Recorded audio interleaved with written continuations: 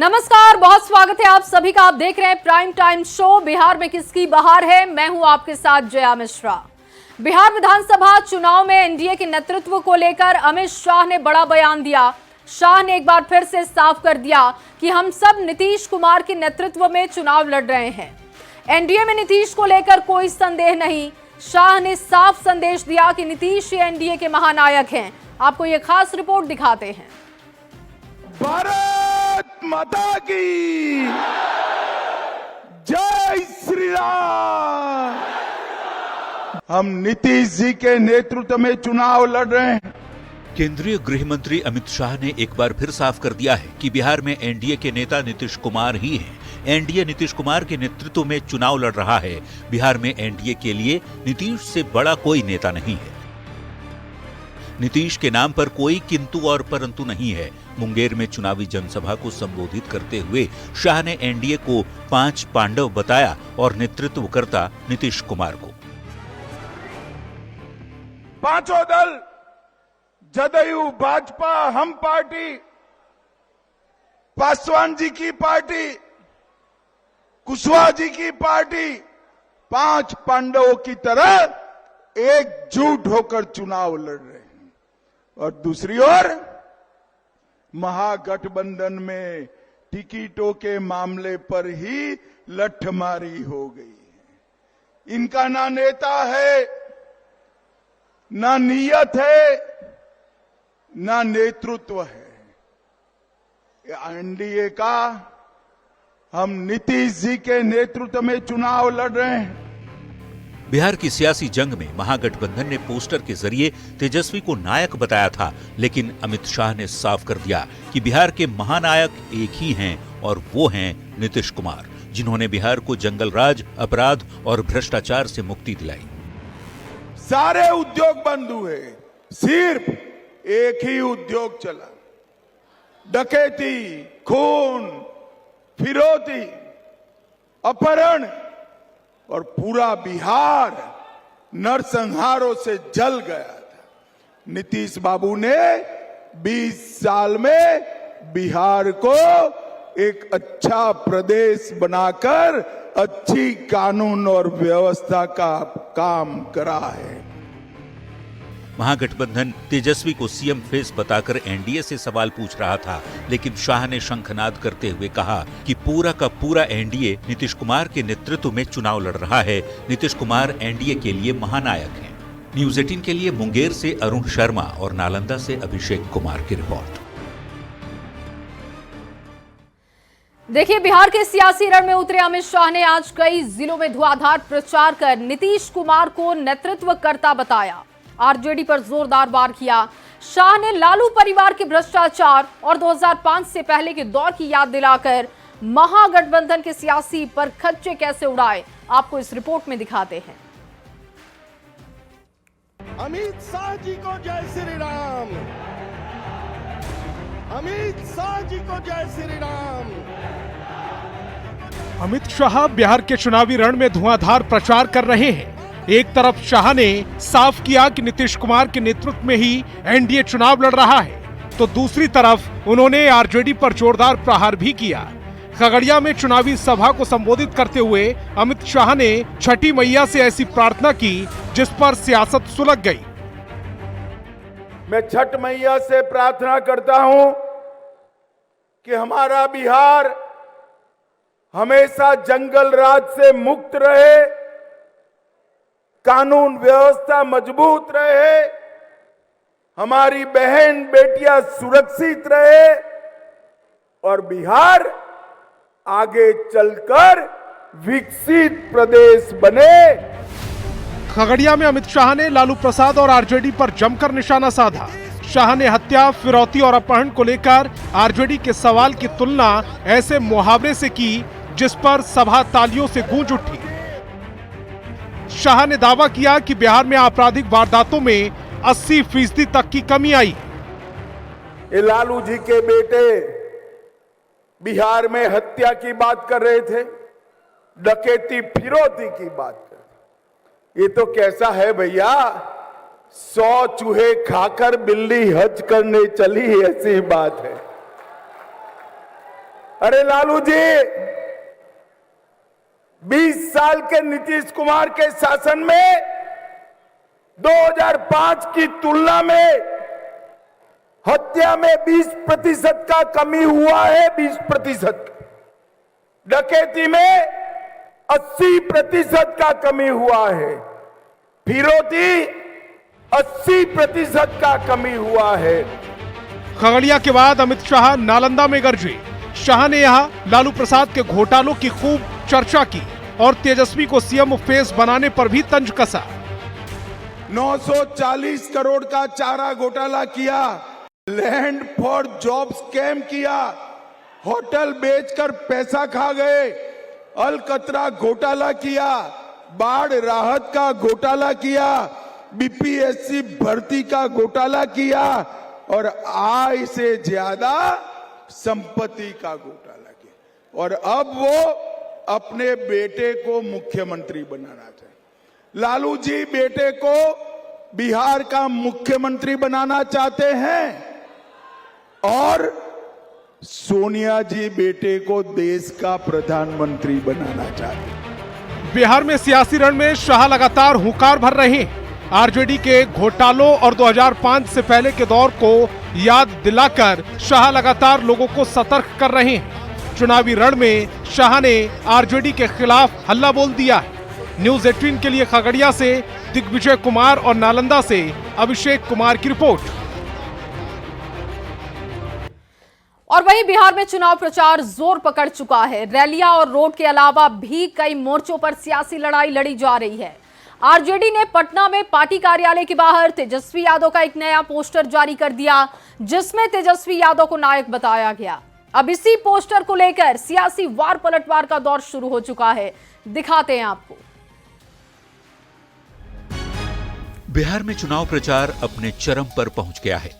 कोई सत्ता बचाने के लिए मैदान में है तो कोई सत्ता के सूखे को खत्म करने के लिए एड़ी चोटी का जोर लगा रहा है। इसी महायुद्ध में अब पोस्टर वॉर छिड़ गया है। आरजेडी ने पार्टी दफ्तर के बाहर तेजस्वी यादव का पोस्टर लगाया, जिसमें उन्हें नायक की तरह दिखाया गया है। इसके बाद बिहार में नायक और खलनायक को लेकर सियासत गर्मा गई है। जाहिर तौर पे चुनावी साल है, अब बस कुछ ही दिन बचे हैं और तेजस्वी यादव और दूसरी तरफ नीतीश कुमार के बीच में एनडीए के जो चेहरे बताए जा रहे हैं उनके बीच में लड़ाई है। अब देखना दिलचस्प होगा कि किस नायक को बिहार की जनता ताज पहनाती है और किसे झटका लगता है। लेकिन आरजेडी के पोस्टर पर जेडीयू प्रवक्ता नीरज कुमार ने कहा, जिस पर 27 आपराधिक मामले दर्ज हैं वो नायक नहीं खलनायक है।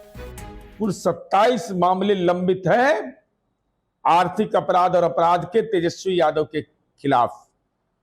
420 का आरोपी है यह, और यह व्यक्ति नायक हो जाए तो नायक शब्द से ही लोग घृणा करने लगेंगे। बीजेपी ने तो 2 कदम आगे बढ़कर हमला बोला। उप मुख्यमंत्री सम्राट चौधरी ने तेजस्वी को खलनायक का बेटा तक कह दिया और लालू प्रसाद की तुलना गब्बर सिंह से कर दी। नायक नहीं है, खलनायक है और खलनायक का बेटा है। लालू प्रसाद बिहार के सबसे बड़े खलनायक हैं और खलनायक जो होता है वो बिहार में गब्बर सिंह कोई है तो उसका नाम लालू प्रसाद। बिहार में पोस्टर के जरिए नायक और खलनायक की सियासी लड़ाई ने चुनाव को और दिलचस्प बना दिया है। हालांकि बिहार का असली नायक कौन है और जनता किसे अपना नायक चुनती है, ये तो चुनाव के नतीजे ही तय करेंगे। न्यूज 18 के लिए पटना से आनंद अमृतराज की रिपोर्ट। और चलिए बात कांग्रेस की होगी। बिहार में चुनाव से ठीक पहले कांग्रेस ने कृष्णा अल्लावरू को साइड करते हुए अविनाश पांडे को बड़ी जिम्मेदारी सौंप दी है, जिसके बाद सियासी चर्चाओं का बाजार गर्म हो चुका है। बिहार चुनाव में अविनाश कितना कमाल कर पाएंगे, ये बड़ा सवाल है और इसी पर आपको दिखाते हैं ये खास रिपोर्ट।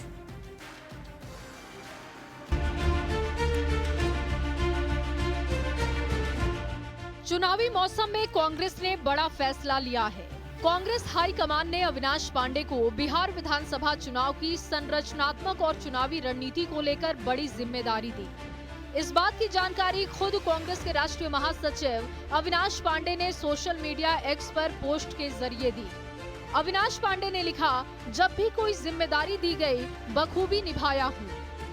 कांग्रेस का एक नुमाइंदा, एक कार्यकर्ता के रूप में बैठा हुआ, जिसे जो जिम्मेदारी जब भी दी गई मेरे 40-45 वर्ष के राजनीतिक यात्रा में, तो उस जिम्मेदारी का निर्वहन करना हम सब यहाँ जितने बैठे हुए हैं हम सब की जिम्मेदारी है। ये चुनाव एक लोकतंत्र का महापर्व है।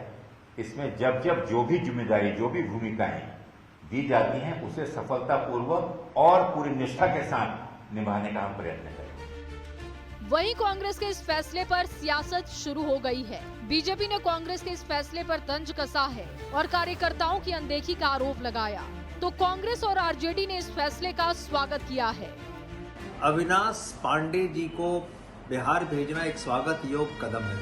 हमारे आला कमान संवेदनशील है और वो समझते हैं अपने कार्यकर्ताओं की भावनाओं को, कांग्रेस को कैसे चलाना है यह भी वो बहुत अच्छी तरह से जानते हैं। जो कांग्रेस की ओर से कदम उठाए गए हैं, ये कहीं ना कहीं एक बेहतर पहल है।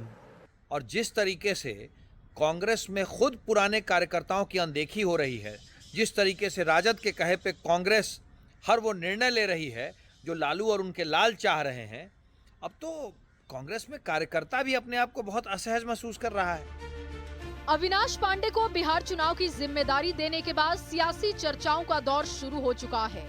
कांग्रेस के इस कदम को चुनाव से पहले डैमेज कंट्रोल के रूप में देखा जा रहा है। पार्टी के ही कई नेताओं ने कृष्णा अल्लावरू को पैसे लेकर टिकट बेचने का आरोप उन पर लगाया था। कांग्रेस के नाराज गुट ने अल्लावरू के खिलाफ साफ अल्टीमेटम पार्टी को दिया था। वैसे पिछले कई महीनों से अल्लावरू बिहार कांग्रेस में जान फूंकने में लगे थे। अल्लावरू को राहुल गांधी का करीबी समझा जाता है। तेजस्वी के सीएम फेस घोषित होने के समय राहुल गांधी गायब दिखे थे। पोस्टर से राहुल गांधी का चेहरा गायब था। कांग्रेस में कलह के बीच पार्टी ने अल्लावरू को साइडलाइन कर दिया और अविनाश पांडे को बड़ी जिम्मेदारी दे दी। तो क्या अविनाश पांडे संगठन के भीतर फैली नाराजगी को दूर कर पाएंगे? बिहार चुनाव में अविनाश कितना कमाल कर पाएंगे? ये सभी सवाल बिहार के सियासी गलियारों में तैर रहे हैं। न्यूज़ 18 के लिए पटना से संवाददाता संजय कुमार की रिपोर्ट। तो बिहार चुनाव जैसे जैसे नजदीक आता जा रहा है, वैसे वैसे सियासी घमासान भी तेज हो गया है। 3 दिन पहले महागठबंधन का सीएम फेस बनाए गए तेजस्वी यादव ने भ्रष्टाचार को लेकर जीरो टॉलरेंस की बात कही थी। तो आज आरजेडी को आईना दिखाने के लिए ग्राउंड जीरो पर खुद पहुंच गए बीजेपी के कई प्रवक्ता। पटना के जिस जमीन पर लालू प्रसाद का मॉल बनना था, उसे तो ईडी ने पहले से सीज कर रखा है, पर बीजेपी नेताओं ने उस जमीन को हथियार बनाते हुए आरजेडी पर करारा प्रहार किया है। ये पूरा मामला क्या है, आपको इस रिपोर्ट के जरिए दिखाते हैं। कमीशन खोरी मुक्त बिहार प्रदेश बने, अपराध मुक्त बिहार प्रदेश बने, भ्रष्टाचार मुक्त हमारा प्रदेश बने, इस हिसाब से हम लोगों ने निर्णय लिया है। बजट का पैसा तो जा ही रहा है संवेदन कर्मियों को, लेकिन उसमें असली मलाई कौन खा रहा है, कमीशन खोरी कौन कर रहा है? सरकार में बैठे हुए लोग कर रहे हैं और वैसी कंपनियां जो है वो कर रही है, एजेंसियां जो है वो कर रही है। बिहार विधानसभा के नेता प्रतिपक्ष और महागठबंधन के मुख्यमंत्री उम्मीदवार तेजस्वी यादव का ये बयान 22 अक्टूबर का है, जिस दिन पटना में महागठबंधन की संयुक्त प्रेस कॉन्फ्रेंस में तेजस्वी को सीएम फेस घोषित किया गया था। तब तेजस्वी ने कहा था वे भ्रष्टाचार बर्दाश्त नहीं करेंगे, करप्शन की परछाई तक पर कार्रवाई करेंगे। उसके बाद से गरमाई सियासत के बीच आरजेडी को घेरने के लिए बीजेपी नेताओं की टोली शनिवार को पहुंच गई पटना के गोला रोड स्थित उस जमीन पर जहां लालू प्रसाद का मॉल बनना था। फिलहाल इस जमीन को ईडी ने जब्त कर रखा है।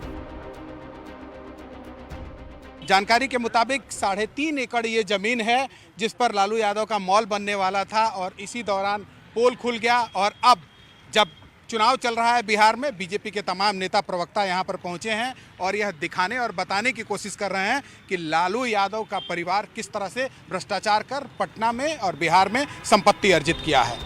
आरोप है कि आईआरसीटीसी घोटाले में होटल का पट्टा देने के लिए ये जमीन लालू परिवार को दी गई थी। कोर्ट में चल रहे इस केस के बहाने चुनावी जंग में कूदी बीजेपी ने इसी जमीन को अब नया हथियार बना लिया है। तेजस्वी यादव ने परसों कहा था कि हम भ्रष्टाचार की परछाई को भी नहीं सटने देंगे, तो ये क्या है साहब, जरा उनको बताना चाहिए। 3.5 एकड़ जमीन जिसका आज मार्केट वैल्यू 350 करोड़ से अधिक है। जमीन को आप देखेंगे यहाँ से वहां तक 100 फीट का फ्रंट है। ये इन्होंने होटल के बदले ये जमीन लिया था। ये घोटाले का प्रतीक ये जमीन पटना में है। ऐसे ऐसे 52 प्रॉपर्टी पटना में तेजस्वी यादव के नाम पर है जो घोटाले से आए हैं, चाहे नौकरी के बदले जमीन हो, चाहे किसी और तरीके से लिया हो। और आज उनकी कुल संपत्ति 8,500 करोड़ की है तेजस्वी यादव जी की। तो उनको जवाब देना चाहिए और भ्रष्टाचार की परिछाई तो यही है। यही वो जमीन है 3.5 एकड़ 350 करोड़ की, जिसको खरीदा गया जीरो में, डिलाइट कंस्ट्रक्शन के नाम पे ये जमीन है। बदले में भारत सरकार के 2 होटलों को दे दिया गया। इससे बड़ा प्रमाण क्या चाहिए? जिस जमीन पर बीजेपी के तमाम प्रवक्ता आधम के, उस जमीन से जुड़ा विवाद है क्या, इसे भी जान लीजिए। लालू प्रसाद के रेल मंत्री रहते हुआ था घोटाला। 2004 से 2009 के बीच आईआरसीटीसी होटल के टेंडर में धांधली का आरोप लगा। रांची पुरी बीएनआर होटल के रखरखाव के लिए आईआरसीटीसी को पट्टा दिया गया था। पट्टा देने में भ्रष्टाचार का आरोप लगा। सुजाता होटल्स के मालिक को फायदा पहुंचाने का आरोप लगा। इसके एवज में पटना में 3 एकड़ बेशकीमती जमीन लेने का आरोप था। डिलाइट मार्केटिंग लिमिटेड के जरिए जमीन दी गई। बाद में लारा प्रोजेक्ट्स एलएलपी ने इसका अधिग्रहण किया। लाला प्रोजेक्ट्स के मालिक राबड़ी और तेजस्वी को बताया गया है। हाल ही में दिल्ली की राउज एवेन्यू कोर्ट ने लालू, राबड़ी और तेजस्वी पर चोरी और फ्रॉड से जुड़ी धाराओं के तहत मुकदमा चलाने की अनुमति दी थी। ऐसे में चुनावी समर में जमीन, मॉल और भ्रष्टाचार से जुड़ा मुद्दा बेहद गर्मा गया है। न्यूज़ 18 के लिए पटना से शैलेंद्र और चंद्रमोहन के साथ ब्यूरो रिपोर्ट। और वहीं बिहार में छठ पर्व पर परदेसी अब अपने गांव लौटने लगे हैं। देश विदेश से लोग छठी मैया की पूजा के लिए बिहार वापस आ रहे हैं और इसे लेकर भी अब सियासत शुरू हो चुकी है। आरजेडी सुप्रीमो लालू प्रसाद यादव ने एक सोशल मीडिया पोस्ट के जरिए रेलवे की व्यवस्था पर सवाल उठा दिए। एनडीए ने इस पर जमकर पलटवार किया।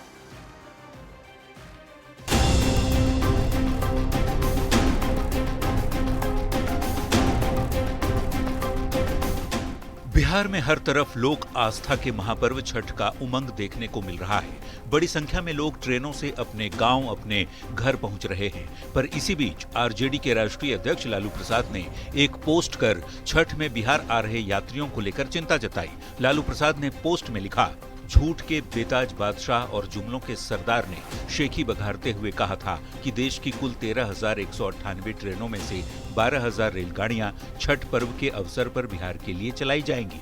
यह भी सफेद झूठ निकला।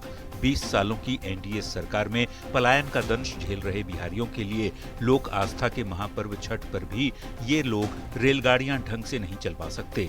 मेरे बिहार वासियों को अमानवीय तरीके से ट्रेनों में सफर करना पड़ रहा है, कितना शर्मनाक है।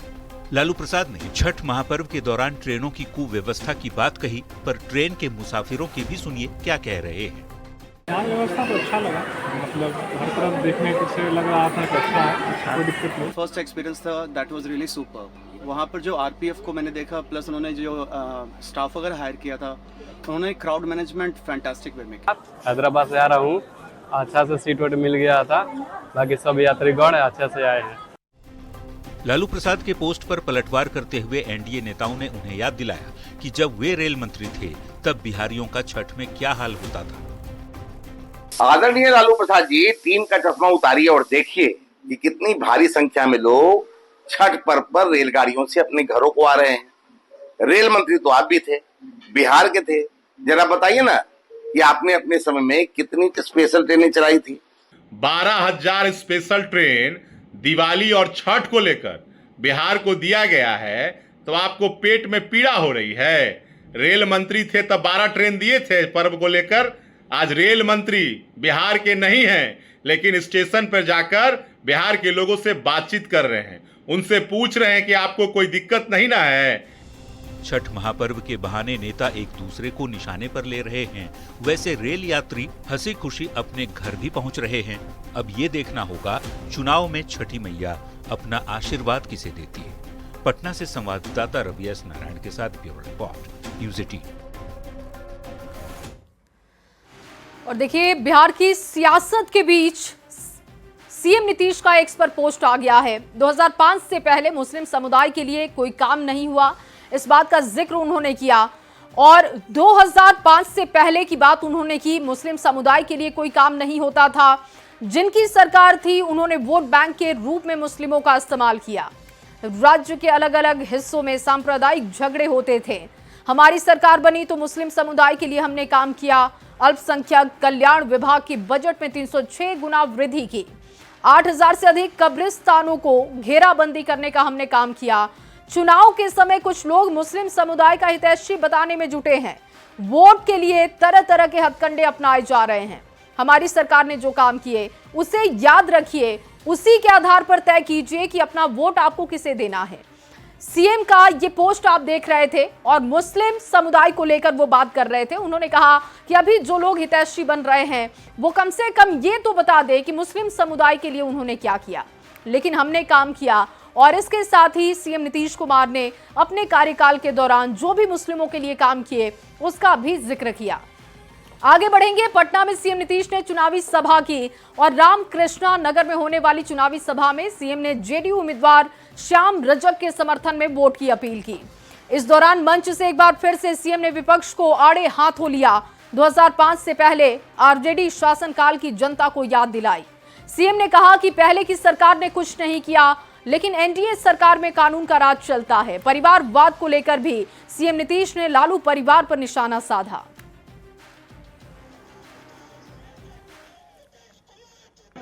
इन लोगों का क्या धंधा था? वर्ष 2005 से पूर्व बिहार ऐसी हालत में था कि लोग परेशान थे। पूरे राज्य में डर एवं भय का माहौल था।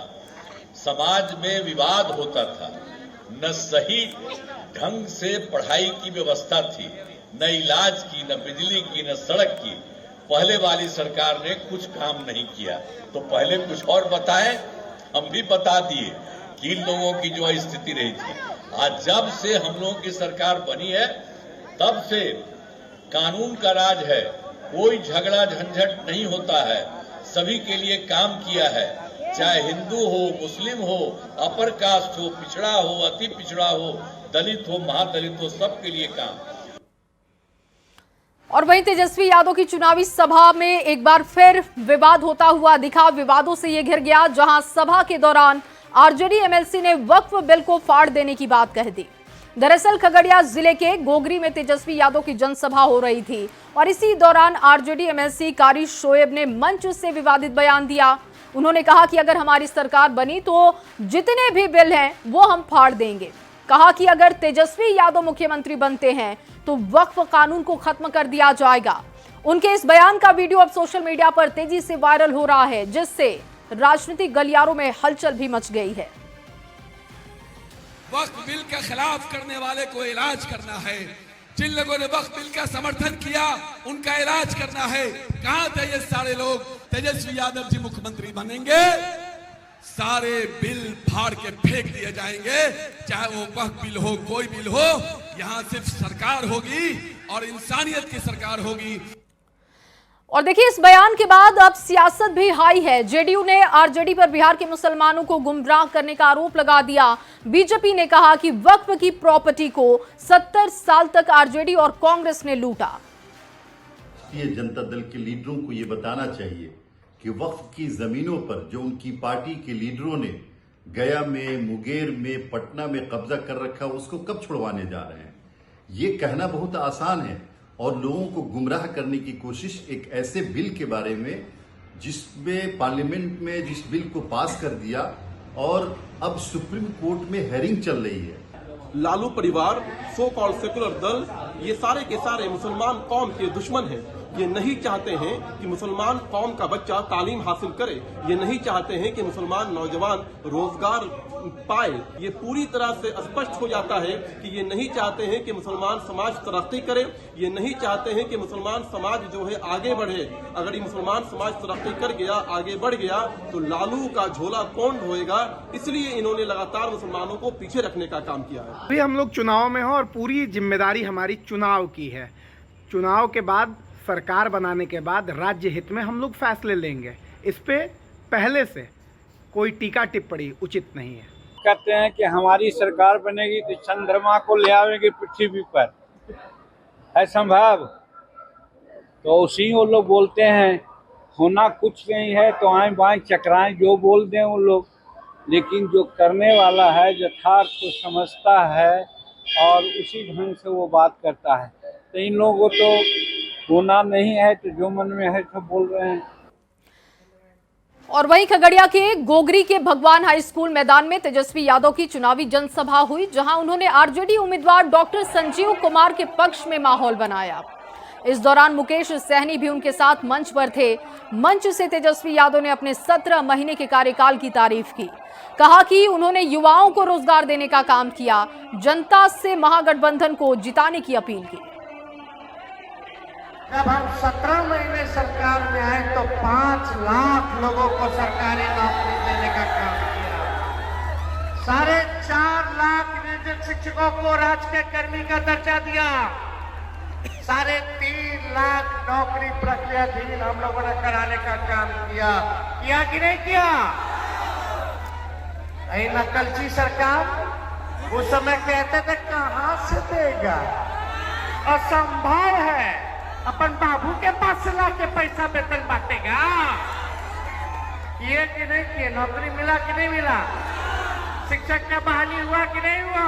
हम लोगों को मौका दीजिए, गरीब का राज लाएंगे, गरीब का जनता का सरकार बनाएंगे, जहां आप लोगों की चिंता करने की जरूरत नहीं। जब तेजस्वी सीएम बनेगा तो बिहार का 14 करोड़ लोग सीएम बनेंगे।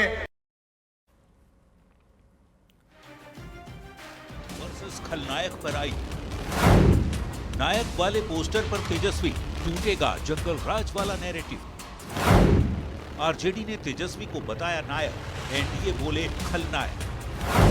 बिहार चुनाव में कौन नायक कौन खलनायक, देखिए आज रात 7:50 पर बहस चुनाव। और फिलहाल इस बुलेटिन में बस इतना ही। आगे आपको जोहार झारखंड दिखाएंगी मेरी सहयोगी लक्ष्मी। शुक्रिया जया।